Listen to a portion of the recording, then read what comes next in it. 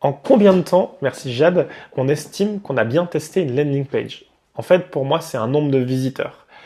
Quand vous allez avoir 50, 100 personnes qui sont venues sur votre page d'atterrissage, donc on va plutôt être aux alentours de plusieurs dizaines, peut-être voilà, 50, 100, 150.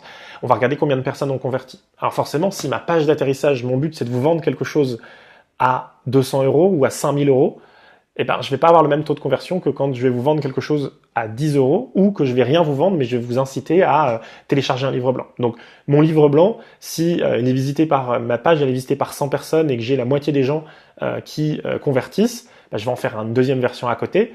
Et si je fais une nouvelle version où j'ai 85% des gens qui convertissent, bah, je vais garder la meilleure. Mais à quel moment elle est terminée? La bonne réponse, c'est jamais.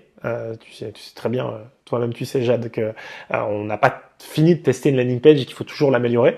Par contre, je pense que on l'a validé quand on a eu un certain nombre de personnes qu'on a réussi à convertir. Moi, pour vous donner un ordre d'idée, mes tunnels, c'est plutôt 5000 personnes qui visitent une page, 500 qui font une action gratuite, et derrière, on va avoir entre 10 et 50 personnes qui vont faire une action payante. Et c'est à ce moment-là qu'on se dit que ça correspond. Mais pour avoir une action payante, bah, il me faut quand même beaucoup de visites.